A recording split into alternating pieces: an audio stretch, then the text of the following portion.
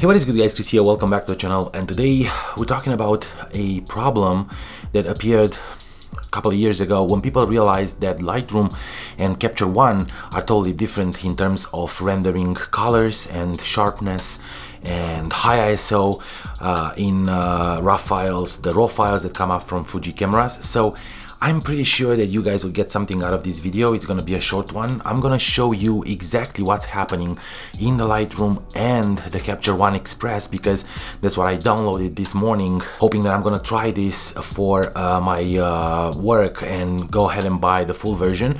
So the differences between these two softwares are pretty consistent. I don't know what to say because I never knew that two different softwares that they can do the same thing will actually render different when it comes to raw files from a camera, and especially from Fuji cameras. As you probably know already, because I'm not the pioneer of this, there are some things in terms of color rendering and sharpness and high ISO rendering between these two softwares. But let's get into my computer and I'm gonna show you exactly what I'm talking about. I only took one photo and it's a dark photo in a dark environment, so we can have a little bit of both worlds, and let's see how Lightroom and Capture One renders this photo and if it's a difference like everyone says. For me, that was fantastic. I just realized that it's totally different.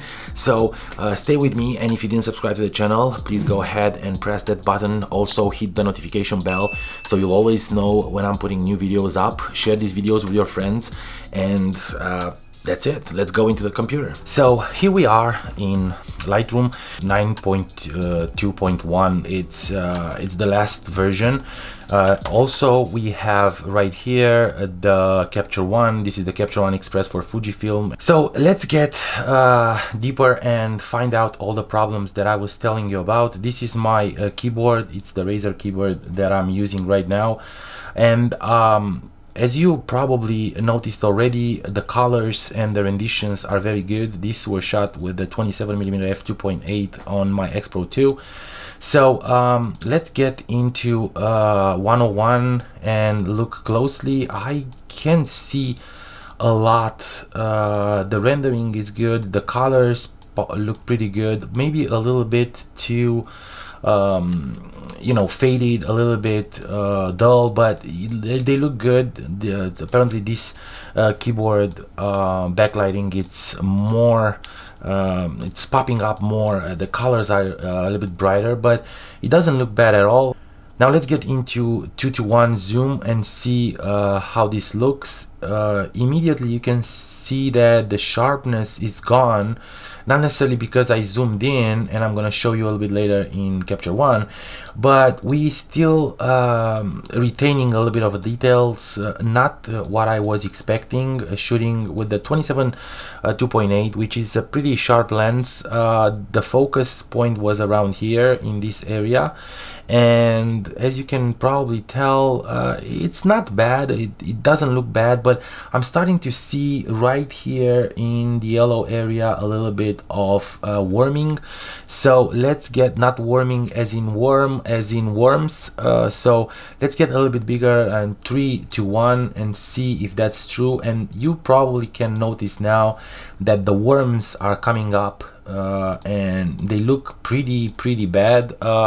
I'm not sure. I think I shoot this one at ISO 400, so it shouldn't be you know, noisy or something like that, but still at 400 you can still see the worms right here in the area. The keyboard has a texture to it, so we can't tell much about this, but I did it on purpose so we can see the difference between this and the Capture One. So this was Lightroom. Now let's switch to Capture One, and as you probably noticed already, the colors are more vibrant. I'm gonna switch in between for you to see. So this is Lightroom, this is Capture One. It's a little bit more dark. Capture One seems like it's rendering the contrast better for this photo, and I remember shooting the photo and looking like this, you know, in my eyes when I was shooting it. So I think that this one looks a bit better. So let's get to 100%. This is 100%, and let's get to 101, which is 100% for Lightroom, and see if it's a difference I already see this is Lightroom. As you can tell, probably there is a little bit of fading. The sharpness is it's actually falling off, and it doesn't look like natural and normal. When here you can see the texture, you can see everything that we have in this photo. Now I'm gonna go to 200%.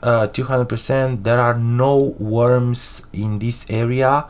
Let's go to 2 to 1 in Lightroom, and there it is. We have the worms here, and there are no worms in this photo. And I'm gonna go to 300%, see if the worms are coming up. There are no worms whatsoever. I actually see a very sharp edge. The color looks nice, the rendition is better. As you probably noticed already, the colors on this one, like I said, are a little bit dull and are fading. Let me get to 300%, and the worms are popping all over. So for me, that's a big deal. Actually, I didn't even realize how strange it is to not having this contrast and this sharpness. And definitely Capture One renders colors and the contrast and also the details in sharpness better than Lightroom CC. So if you had doubts about this will probably make you feel a little bit better. For me, this tells a lot, and like I said, at 300%, this is Capture One. There is no worming at all. You can tell the area is clean, it's clear, a little bit out of focus because I was focusing on this side here. And also the sharpness is totally different. This is 200%. I'm gonna go 200% on the Lightroom, and you can tell that the sharpness is not there at all. It feels like it's a little bit out of focus, when here it's crisp and clear. And yeah, that's it. So this is the difference between these two, at least in a simple photo. So you guys decide if you want to go with Capture One, if you want to go with Lightroom. There is no problem at all, but you have to deal with these problems and accept them. So yeah, that's pretty much it. I think you already realized how big the difference is between Capture One and Lightroom. These two softwares are fighting together for supremacy, and I'm pretty sure that for Fuji users, Capture One, it's the best software that you can use. It's good that I tried this morning, and I get into the problem to realize that my photos are looking the way they were looking because I didn't use the right software for my raw files.